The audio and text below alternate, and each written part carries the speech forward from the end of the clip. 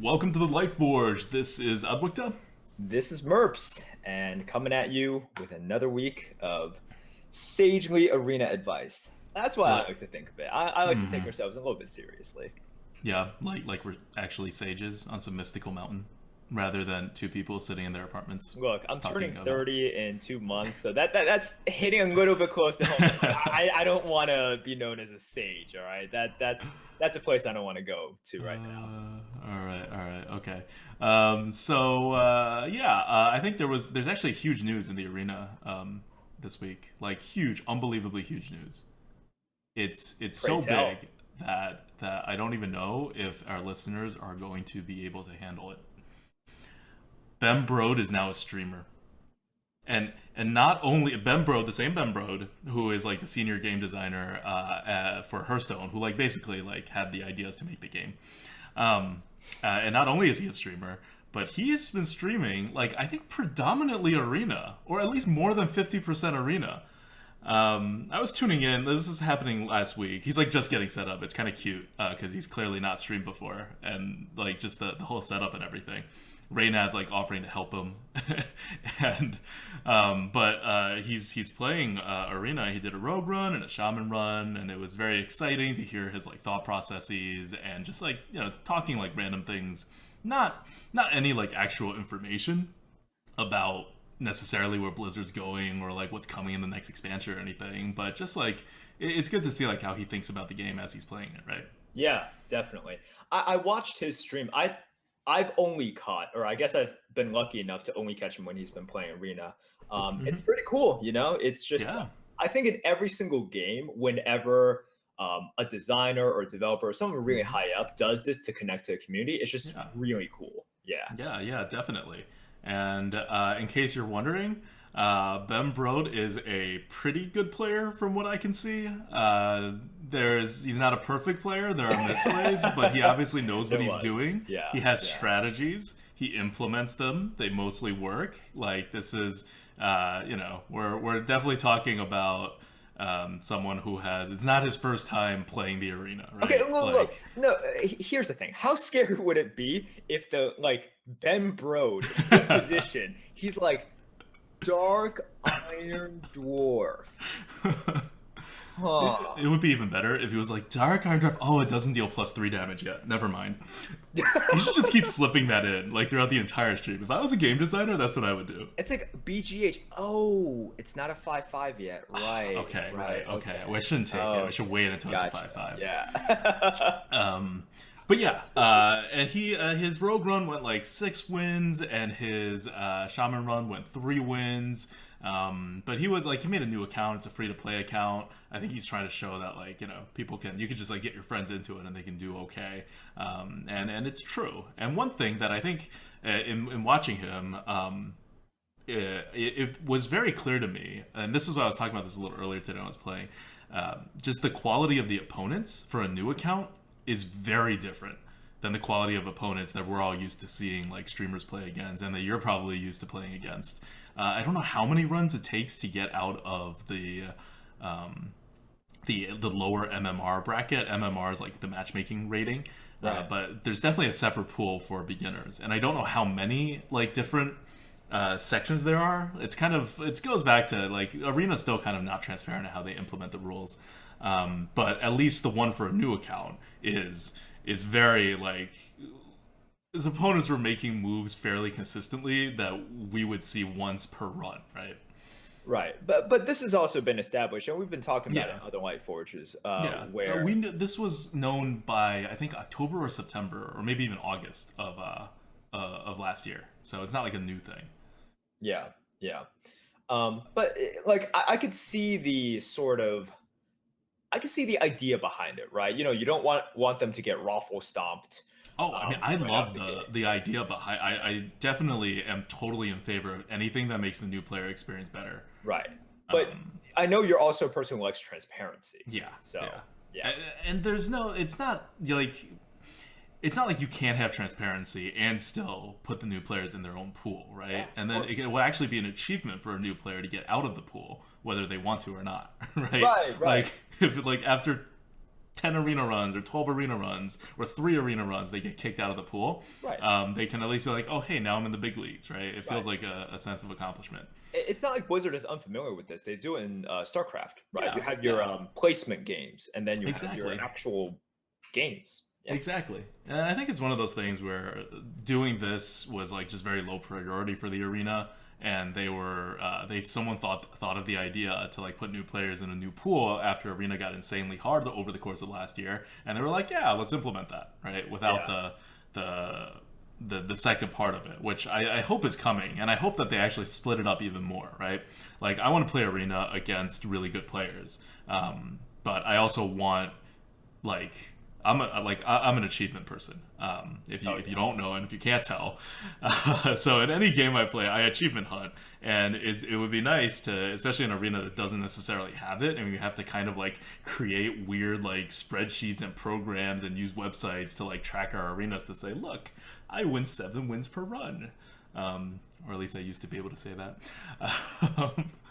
Um, yeah, so to actually have that in game as having like split it up into 3 leagues or however many leagues they have, and then once you get to a certain level, you get bumped up a league or bumped down a league, or maybe you can only jump leagues after a season ends or something, right? Yep. Yeah. Okay, I have to go back a little bit because I got caught up on this idea. You guys don't know how much Adwicton likes achievements. All right, he says he likes achievements. He really likes achievements. All right, because he just stated it, and like. I remember when we were playing like just other games and there were like Steam achievements and everything. Adults, You remember Diablo 3 when I talked to every single NPC repeatedly? yeah, Because there was like a whole lot of achievements tied to like talking people about random things. And if you play Diablo 3, it's not about talking to people. it. It's really not about talking to people. I never talked to them a single time. Like all of these things, I was like, "What do you do?" Like I was there grinding for items. I was playing the auction house. You were playing the game. I was Well, playing and the the game. auction house, which Well, is not the no, the game. auction But... house was the game. Okay, Sorry, okay, the combat auction house was the commentary. game. But and then I saw later on. He's like really happy. I'm like, "Did you find some items?" He's like, "No." He's like, "Check it out." And he had like 60 more achievement points. I'm like, "Yeah." I remember you used to spin that wheel in the desert. Oh yeah, because there was an achievement where you have to get like all the things in the wheel, All but they're 10 not weighed combinations. equally. Because Yeah. Blizzard's freaking like they know, Oh my and I god. still don't think I have that achievement because it's like You never got it. it's like a 1% chance to get one of the things in the wheel, and then you have to complete it. I know. Yeah. Ah, It's ridiculous. but like yeah. Anyway, it would be good to get some recognition while we're playing in this like harder in this harder meta. The way ranked has, right? Ranked, you get numbers and then you get legendary. Like I want a legendary for arena, and yeah. But anyway, it's really awesome that Ben Brode is a streamer first of all for anything, and to also be doing arena, yeah, on top of ranked and brawl and whatnot is really cool. And we wish him definitely the best of luck on his future things. I hope he continues to play the arena. I know I'm gonna tune in. Oh yeah, Yeah. I mean it's your senior developer, like play senior game developer playing the Yeah. game in And- the game mode. And Like Ben if you Brode, get if you ever want a co-op buddy or a coach, Coop, Uno Cooper right Brode. here. This other guy, he's out. Yeah, Yeah. But okay, so one of the things people kept talking about when Ben Brode started streaming was that his first deck, the Rogue deck, had a Conceal in it, and he picked it over some other cards that were like not too great, but definitely generally rated higher than Conceal. Right. And then it worked in the deck, and a lot of people asked like, hey, why do you have Conceal rated so low? And my first thought was, okay, well, clearly Conceal is very deck dependent, right? Like you're using a card if you don't have the board, you're using a card to give one of your minions a initiative essentially the next turn at the cost of a card and the mana. It's really not that good. If you're aggro, it's really good because you can conceal your whole board and get lethal the next turn, right? Right. So it depends on what kind of deck you have, blah blah blah blah blah. And then we actually saw our tier list, and I realized that Conceal for some reason was ranked as 16. Some things just slip through the cracks. Yeah. Some cards we because we don't have. It's not an automated system that pops up and reminds us which Yeah. cards need to be updated. we just update cards. And I Right. say we're usually pretty good We're at very good at catching. seeing it, and especially if a card's connected to another card or like they're similar to another card, it all gets updated at the same time. Right. But like Conceal is such a unique card that I think It it doesn't just get lumped slipped. in, right? Yeah. Like So at one point we bumped a lot of the cards in that like 10 range or whatever up a lot. right, And right. it didn't get carried with it. Right. So Um, just a little bit in like clarification, we tend to think of in themes, right, and in groups, and that's sort of what we, mhm. what we look at. And conceal doesn't really fit into a theme or a group. So Yeah, yeah. And so Conceal's now a 30 instead of a 16. Like we sure. still don't think it's a great card, but it's probably it kind of works in a way that's similar to something like Bloodlust, right? But it gives your opponent a turn to respond. Yeah, definitely. It's kind of how you think about it. Right. And it also gives your opponent a turn to kill you. So it's not anywhere near as good as Bloodlust, or definitely not as good as Savage Roar, but it's the rogue's version of that kind of card. Annoyatron, conceal. Oh my god. Just save that 2 damage for next turn. You got this. Sometimes that's all you need, you know, Yeah, definitely. especially as the rogue when you've been pressuring them. But yeah, so it's definitely a playable card. We moved it to 30 symbolically to say that yes, this is not like Shadow Step, which you just don't want, right? Yeah, Like yeah. this is a card that has a purpose in this game. Okay, so let's move on to the rest of our tier list update. That's not the only card we updated. We moved like 20 cards, actually probably around 20 cards. I thought it was only going to be 12, but we moved like 20 cards around. Yeah. And there was no real general themes. We just went back and we kind of looked at our experiences over the course of LOE. And some of these are meta dependent. Some of these we just started liking a card more. And we're not going to talk about all the movements today, but I guess we're going to do this like this casual. We're going to call it deep fried meta, where we deep fried the meta, but really we're going to talk about cards. So it's kind of card good bad too. Am I doing a good job explaining what we're gonna do? Perfect, dude. Just keep on going. Okay. You got some more in you. I believe. Okay. So let's start. Let's just pick a card and start talking about what we did to it. Okay. Well, you want to go first? Okay. I'll go first. This is the one that I felt kind of strongly about, and Merps had it on his list too, which was good. It's good when we all kind of come together. Yes. Because sometimes we don't. Yes. Yeah. And that takes longer time. It's But bad for both of us because Yeah. then it just a long night is in store. But okay, so Silver Moon Guardian is a card that we had moved up in the last time we moved things up, and I played with it a bit more often, and we moved it up again. And if it were up to me, I would have moved it up even higher. Morose was a little less high on it, but he still wanted to move it up. Oh, yeah. And we'll see how high this card eventually goes. But Silver Moon Guardian is a 54 now instead of a 50, and it used to be in the 40s along with like Oasis Snapjaw, but this card kept getting moved up because it kept performing well. That 3 damage is very different than the 2 damage, and it really puts it in a similar class as like a 3/5 neutral card, right? And then against a non-ping class, like way better. Yeah, I think 50% of the time it's better than a 3/5, Mhm. right? Yep.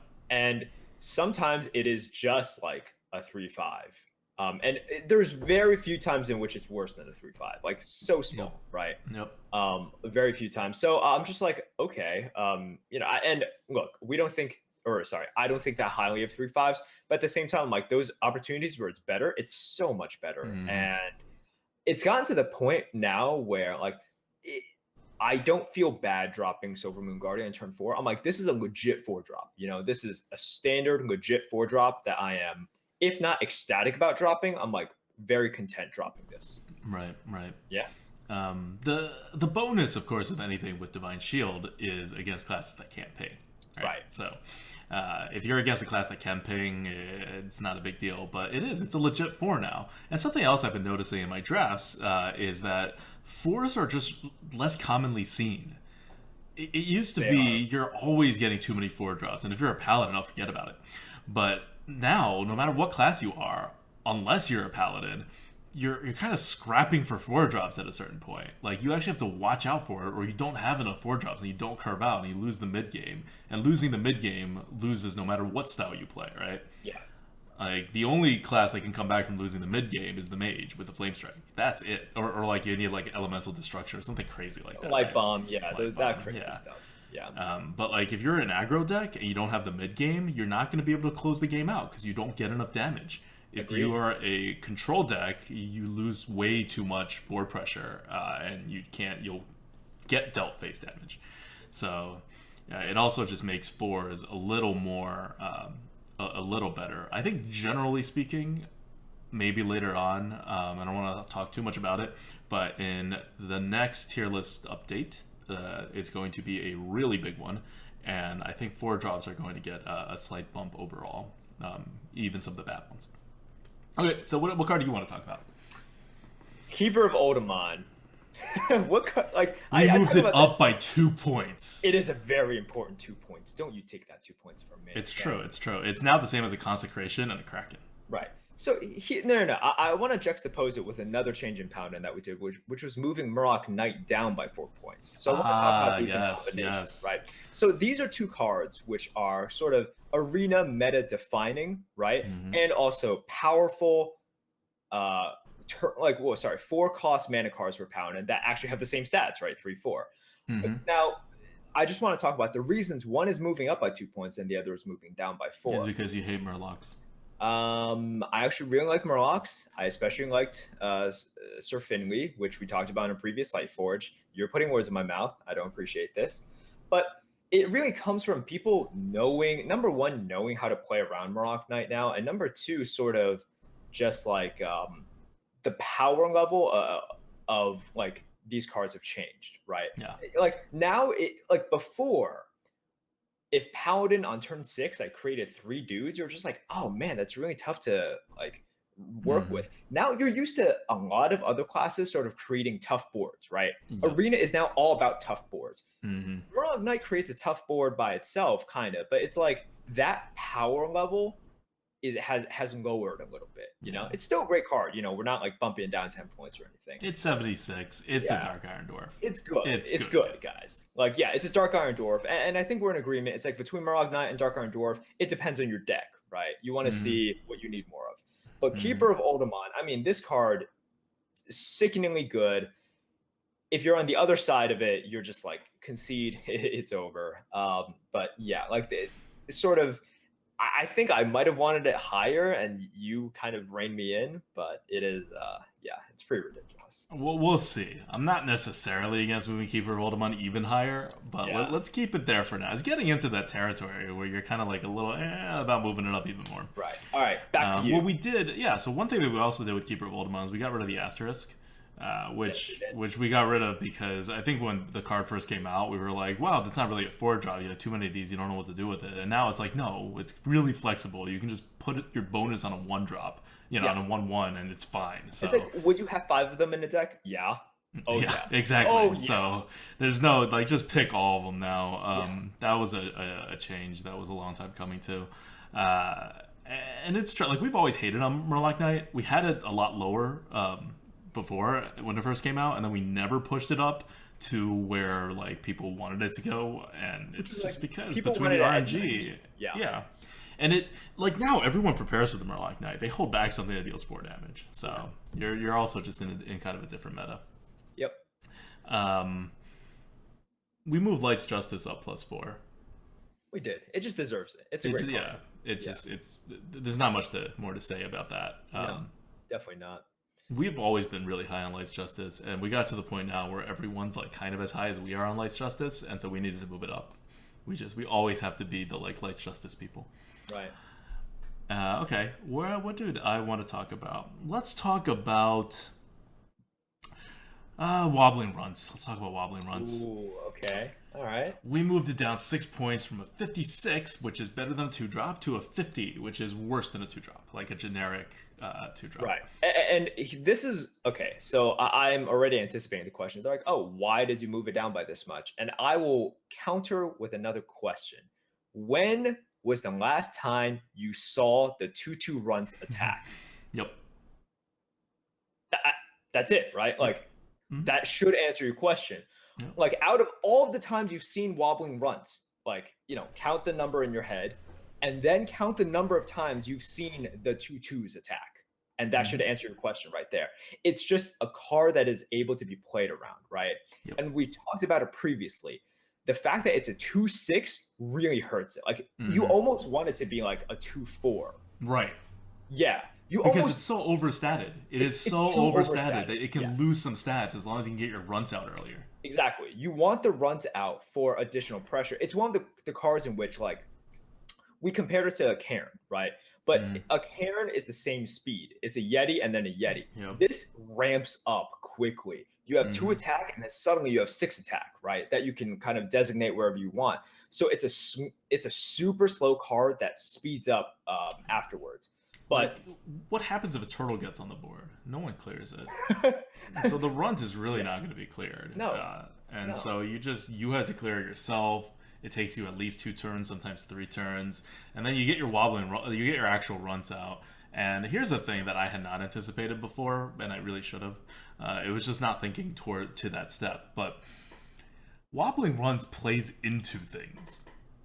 Like, against what class do you want a whole bunch of things at 2 health, right?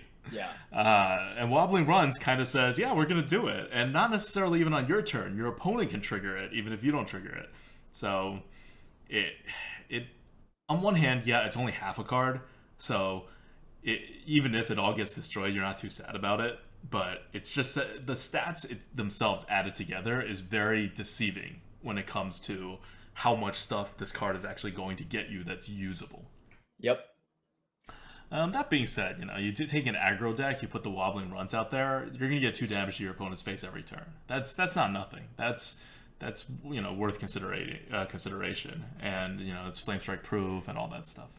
Right. And if you're a card advantage deck, the cards are still there, right? Like, if you can afford to play slow at a certain point, you're going to get the value. Yeah. All right, back to you. Yeah. So I wanted to talk about Direwolf and Abusive Sergeant. I'm going to lump those 2 together. They both got a slight bump. Direwolf was something that, to be perfectly honest, I fought so hard to keep down the Abusive Sergeant. I know you did. But and I'll tell you guys the way I think of Abusive Sergeant, which I think is an appropriate way to think of it. But first, the Direwolf, it's actually a card that we've been holding back, right? We've been kind of not so much hating on the card, but it's one that we've seen perform very well. And before, it was just hard for us to kind of see eye to eye with the stats, right? And now it's become a little bit easier. I've seen it in action.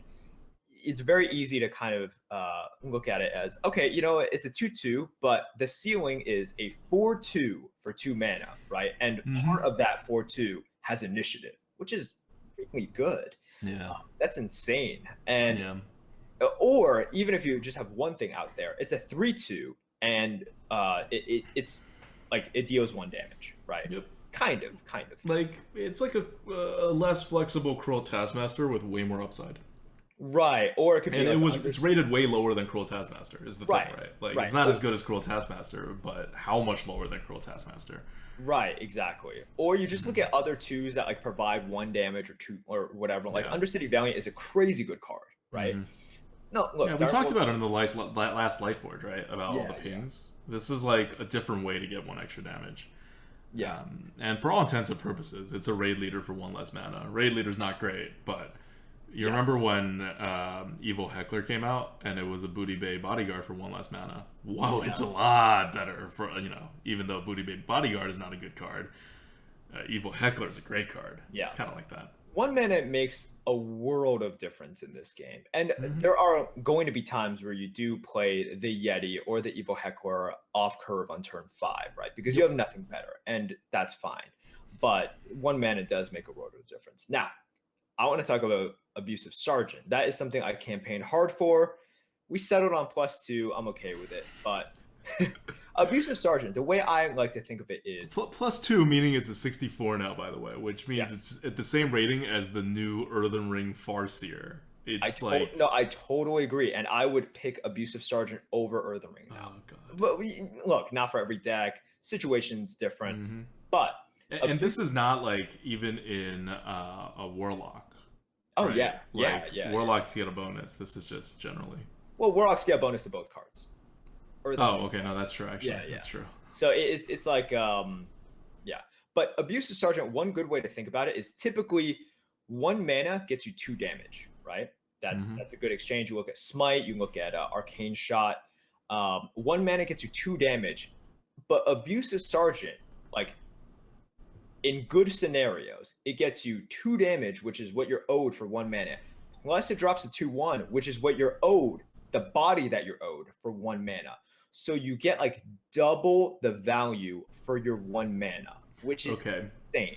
but that's not Right. actually the value, Not actually because Yes. Blessing of Might is your 1 mana buff and it's permanent and it gives 3 attack. Cold Blood, which we also moved up by a lot, gives 4 attack potentially, and so you're actually looking at like a half split, right? Which is kind of what Abusive Sergeant is. It's a body that does nothing after it's on the board, and 2/1 bodies generally have an ability. Yes. And then it's a boost that's temporary and not as big as before. But one of the things that, I think is very clear, and this is why Abusive Sergeant's like always been the best 1-drop outside of like Chow and Worgen, and now it's better than Worgen. It's because anytime a card does 2 things, and one of the things is to remove an opponent's minion, that makes it so unbelievably flexible and gives it an insanely high value. Like Argent Commander, right? That's anti-tempo. Right. If you played a removal and then played a 4/2, you'd get 1 mana back. Yep. If you like Bomb Lobber, anti-tempo, all these cards that you think of as great cards have this quality where Dark Iron Dwarf, anti-tempo. It's removal plus body, and they all kind of suffer a little bit on the tempo side in return for being able to do 2 things, and they're all really good. And Abusive Sergeant fits that mode, except it doesn't even suffer the tempo. Exactly. Yeah. Its only downside is that it is a 1-drop, and 1-drops kind of suck in general. Right, they do. But yeah, like you look at the ratio of the stats that you get for the mana between something like Stormpike Commando and Well, Stormpike Commando's awful. Right. Well, not awful as a card. I mean the awful, but yeah, Stormpike Commando definitely goes into what the point is, right? Which is that even such a badly statted, distributed card still is decent just because it does 2 things: Exactly. body plus removal. Yeah. And I think a good comparison is something like Dark Iron Dwarf, right? A premium card in which you see that understated body, actually, because you're supposed to get more than just a 4/4 for 4. Yep. But you get the plus, and it's actually the exact same buff, right? Yep. But in the end, Dark Iron Dwarf still kind of wins out because a 4/4 just has a body. Yeah, it's got a really solid body attached to it. But it also highlights sort of like how crazy Abusive Sergeant is, because you're not missing any stats on the body. Like you're supposed to get 3 stats for 1 mana, and you get a 2/1. And that's the thing with 1 mana drops too. You've been saying this for a long time, like even back in Classic, right? Yes. Like you want to see a 1 mana card that's a 2/2 because Yeah, that's the actual value. A 1 mana minion should have normally stat distributed should be a 4/4. Yes, I mean a 2/2. And there shouldn't be any fear of it. Like, all right, look, we already have a Zombie Chow, right? We already have a Zombie Chow. Plus, there. Well, you know what the fear is. Everyone's gonna scream, whatever that thing is, power creep. Right. But so yeah, look. And also, like, I mean, I don't think Blizzard wants more aggro cards for the constructed meta. It's fair. I could see that because like then there's no fear of that 2/2. We're opening up a can of worms here. Yeah, right? yeah. This is something if we want to. We're just thinking of it from an arena perspective. That like even if you made a 1 mana 2/2, it would not be overpowered in the arena. Yes. Yep. Definitely. I agree. Okay. Was there anything else you want to touch upon? No, we moved Cold Blood up a lot because we had it way lower than it should have been. That was just like our fault. Yeah. Druid of the Fang got moved up a little. All the Snakes fans should be happy. And by the way, if you're wondering, if you're listening to all this and you're like, you guys have a tier list? What? We have a tier list on our website that we've been running for like a year and a half now. almost, and it's ggoatgaming.com/tier list, and we always update it to the new meta. Every time a new expansion comes out, it gets updated on day one, and it basically shows where we think the cards are, and we care a lot about it, so we update it fairly frequently, and we think a lot about it because we think a lot about the game anyway. It's just like an extension of, well, we might as well just put some work into it, and then people have a reference point. And it also solves a lot of the questions where people ask, how good do you think this card is? We're like, ooh, we have a tier list. It actually tells you by the number exactly how good we think this card is. Yep. And by we, it means as a whole, me and Merps. Individually, we may deviate a little bit on the cards. But There we generally is build the some cards the science to the process, and then Yes. there's a lot of not science. So Yes, it is scientific and not scientific, like science. that's true. Wow, good job, man. Excellent. It's a introspective time of the year. Yes. It's really freaking cold, is really what I'm saying. All right, so let's move on to the question from the GOAT. Once again, we have a patron. It is patreon.com/gridandgoat, and we thank you to everybody who donated, especially the people who donated in the past week. Thank you so much for supporting the GOAT. What is the question from the GOAT? Okay, so this week's question from the GOAT actually comes from Lyroth. Thank you so much, Lyroth. Basically, okay, ADWCTA, and you've had time to prep for this, all right? If you were to go back to, like, beginner ADWCTA, who's just started playing Hearthstone, what would you tell newbie ADWCTA, okay? Like, it doesn't have to be exactly, like, play related. It doesn't have to be like, oh, make sure you play around Consecration, right? But what would you tell beginner ADWCTA about Hearthstone? About Hearthstone. Okay, so I've had some time to think about it, and I think the one thing that I would definitely tell beginner ADWCTA about Hearthstone is that you should prepare to lose the next couple years of your life, and just accept it and don't fight it, and then everything will go much more smoothly. And that anything else you try to build in your life, in this in-between period, is not going to matter all that much, because it's soon going to be all overtaken by Hearthstone. And so I think I could have gotten a lot more efficiency out of that, if you want to go a little more meta. Right. Gameplay-wise, I would just tell me, how good the Warrior is, and how much I'm going to like the Warrior. Because the Warrior was seriously one of the last classes I played. I'm not, Actually, it's kind of weird. In Diablo, when we first played, I was the Barbarian when we did our group things. Even though that's, not the class I would typically play. I think, generally, when you're with, maybe it's just our group of gaming friends that we know in real life. People I know you like mages, a lot more, right? People like more, support characters, or more, DPS characters. Not a lot of people like tanks. Yeah. And so the tanking class, the warrior class, always gets the short end of the stick. And even you, who in real life, has some pretty significant mass and muscles, you don't go for the warrior in these kinds of games. Yeah, because I don't need it. All right, look, I don't want to role play when I already am. Okay, all right, bam. All right, and so I like to step in and fill the void. That's one thing that I really enjoy doing. And so whenever I'm playing with a group, inevitably someone goes, yeah, what we really need is a tank, or what we really need is someone who's a warrior or whatever. But I would never pick it myself affirmatively. And this is one of the rare cases where I actually, started playing the warrior, and I really like the play style, because I think someone made this comment before, right? Especially in Constructed. The warrior plays like a mage, and the mage plays more like how you think a warrior would play.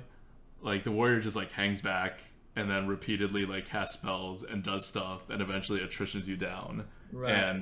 The mage floods the board and gets mechs going for some reason, which are not magical. They're the opposite of magical. Well, yeah. And then rushes you down to your face. Right. Freeze mage actually plays like a mage. Freeze mage plays like a mage. Definitely plays like a mage, but Yeah, yeah. But yeah, I could see. within the Hearthstone world, I would tell myself to just like start playing the warrior, because I really didn't touch the warrior until like April, a couple months after I was already infinite. Yeah. Yeah, so that's me. What about you? All right. So I think I'd tell myself, my gosh. See, I had an answer, but it was a little bit lame. So I'll just tell myself this. Like, basically, when you go on these like down streaks, it doesn't matter because you're just gonna end up as numero uno. And I don't know if that's a good thing to tell someone because I don't trust my ego already. Oh You my know, like god. we're getting a little bit dangerous. Oh my But god. no, no, no, no. So I'll reveal like there were times like you'll get your highs and your lows, and I've talked about Hmm. this in other light forges. Like I think there was a period about a year ago, back in February, where I had such a bad like month and a half. It was Oh like yeah, the GVG, the yeah, end of the GVG meta. I think it was during that time, right? Yeah, that was bad. It was really bad, and I like, if I were tracking, and no one was really tracking back then, and I certainly wasn't. If I were tracking, I was probably averaging like 5 wins during that time. It got really low. So I mean, I would just tell myself, and it's just good advice in general, just like stick it out, ride it out, and keep playing, which is what I did. But it got to the point where it was like really not enjoyable, and I think Yeah. part of the reason I just kept on playing was like, well, I got nothing better to do. So like keep on playing Hearthstone and keep on Light getting at the worse end at of the this game. tunnel. You got to go through it, right? Yeah, yeah. So I would just tell myself, like, just keep on having fun, and I think it's a good it's good advice for everyone out there, because a lot of people, what'll happen is like they go on a cold streak, they'll play, not have fun, keep on playing, keep on not having fun until they quit, right? And then it's just like, Right, right. this sucks. Yeah.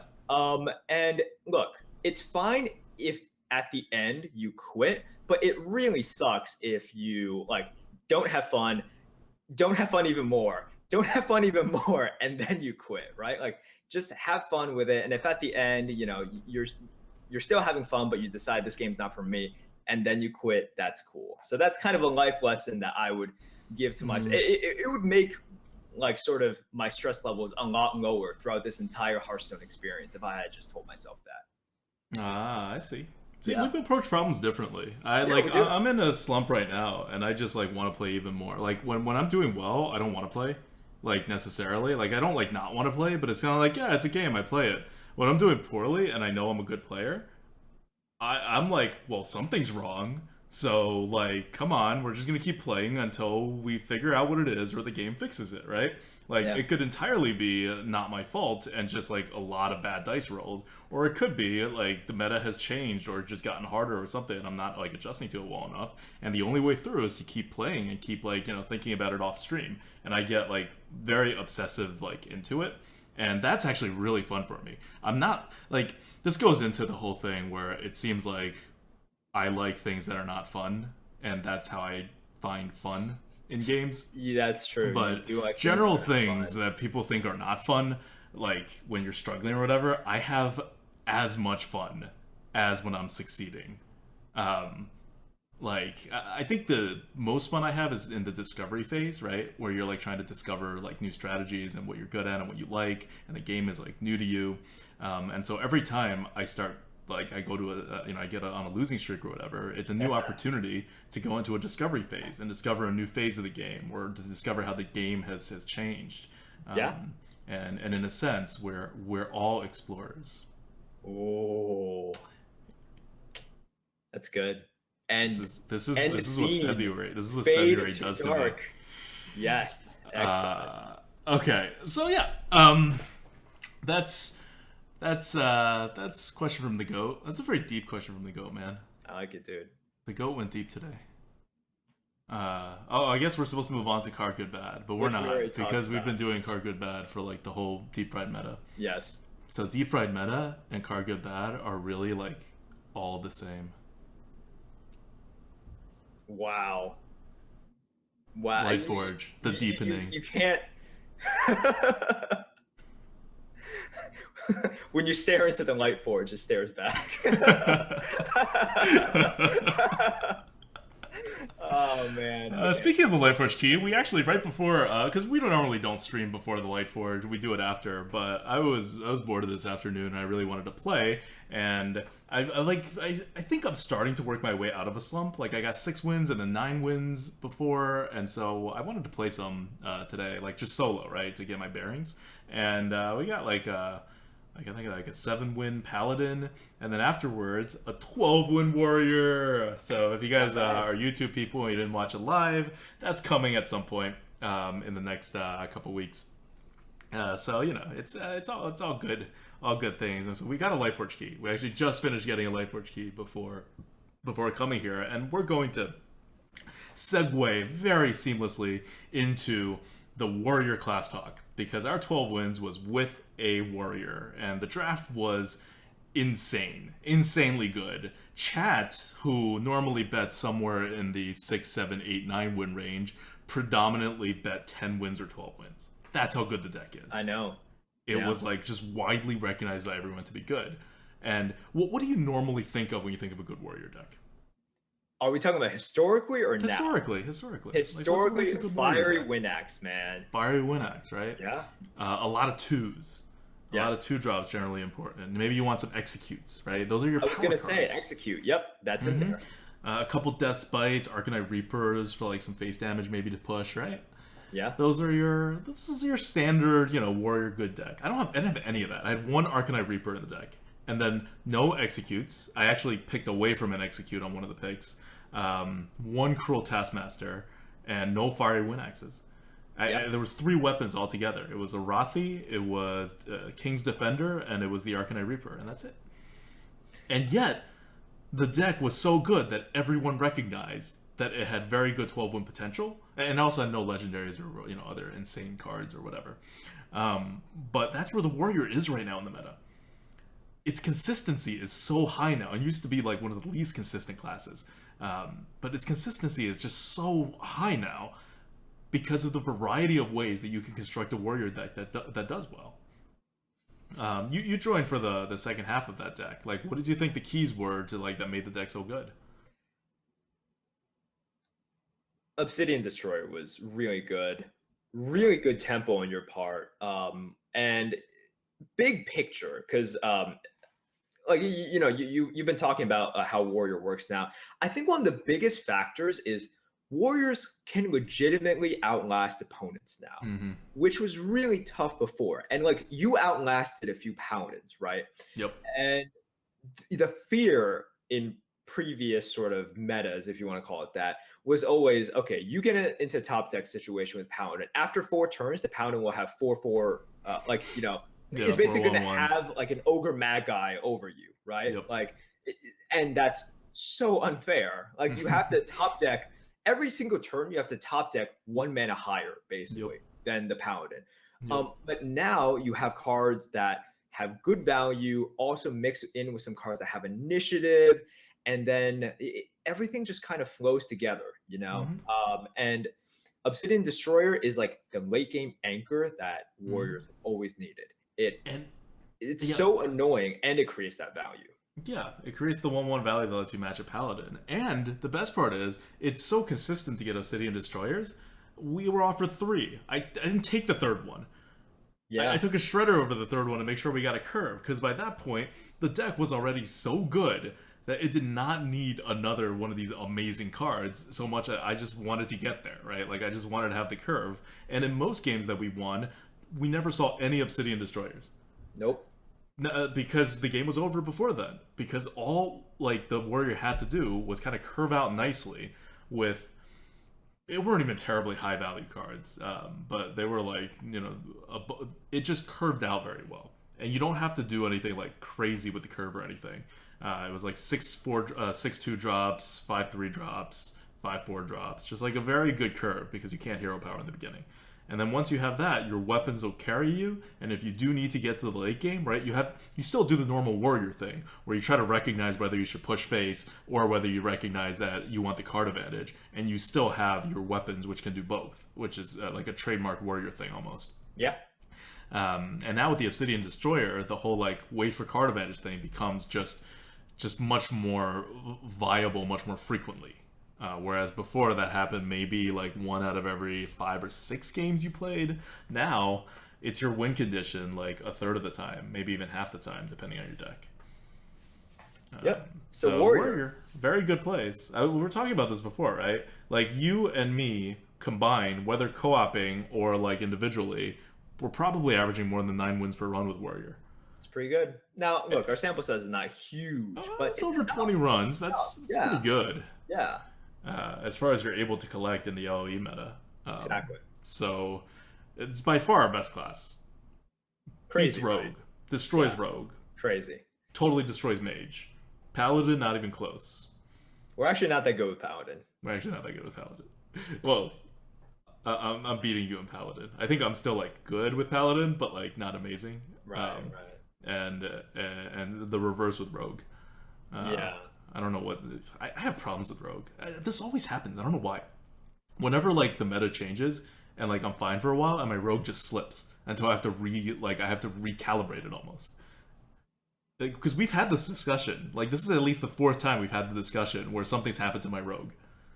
When before it was getting like 12 wins per run regularly, and now I'm like, oh, let's average 7. Oh, these changing standards. Yep. Yeah. Yep. But hopefully my slump is over. We've gotten a consistent 4 runs now where it's gone pretty well. No more of that like, oh God, at the bottom it was like 3 wins, 2 wins, 3 wins, 4 wins. That was a stretch that I had last week actually. It's pretty rough, man. Yeah, I think that's that's like probably ties for like my worst streak ever since I became an Infinite player. Yep. Anyway, the thing is, like, we're talking about slumps and all that, and in the middle of February, it's a good time to talk about depressing things like slumps. You got to work through it. You got to find enjoyable things about it. I have actually really enjoyed working through my slump.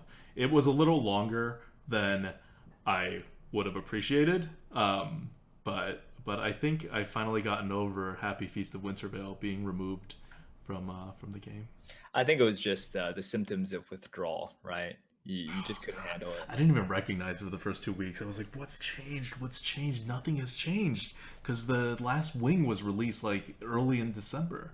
Yep. Like nothing has changed. What's happened? The emote game. Too strong.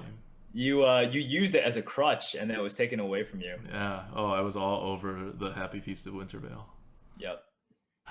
All right. Well, we're going to go do another Warrior run now with the Coop. And because #NotTheCoop exists, this run will not go 12 wins. And we will not have anywhere near as sick of a deck. But it will be really fun, and it'll be really interesting.